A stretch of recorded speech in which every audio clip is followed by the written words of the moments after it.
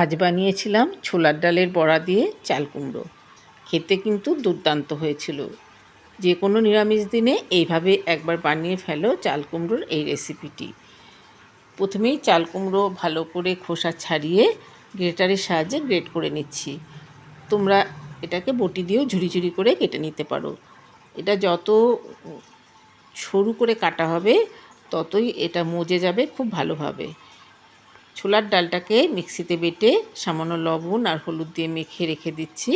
বড়াটাকে তৈরি করে নেব। চাল কুমড়োটা কেটে রেখেছি। চাল কুমড়ো থেকে যেহেতু প্রচুর জল বেরোয়, এতেই চাল কুমড়োটা সেদ্ধ হয়ে যাবে। এবার ডালটাকে একটা বাটির মধ্যে ঢেলে নিচ্ছি।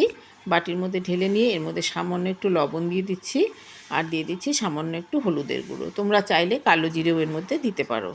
একটু মেখে নিয়ে সামান্য সর্ষের তেলে ছোট ছোট করে বড়াগুলোকে ভেজে নিতে হবে।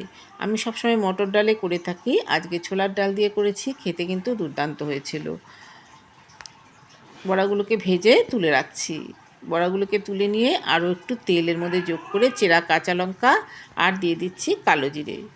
2 সেকেন্ড সময় ধরে ফোড়নটাকে ভালো করে ভেজে নিয়ে এবার সরু করে কেটে রাখা চাল কুমড়ো এর মধ্যে দিয়ে দেব। চাল কুমড়োগুলোকে দিয়ে খুব ভালো করে মিশিয়ে নেব। এর উপরে দিয়ে দেব সামান্য একটু হলুদ গুঁড়ো আর লবণ। এতে চাল কুমড়ো থেকে যে জলটা বেরোবে তাতে কিন্তু চাল কুমড়ো সেদ্ধ হয়ে যাবে। লবণের পরিমাণটা কিন্তু একটু কম দিতে হবে, বুঝে শুনেই দিতে হবে, কারণ চাল কুমড়োটা কিন্তু মজে গেলে অনেকটাই কমে যাবে। সেই জন্য লবণটা তোমরা বুঝে দেবে, কম করে দেবে, পরে লাগলে আর একটু দেওয়া যাবে। যে কোনো রান্নার ক্ষেত্রেই লবণটা প্রথমে একটু কম করেই দিতে হয়। এবার ভালো করে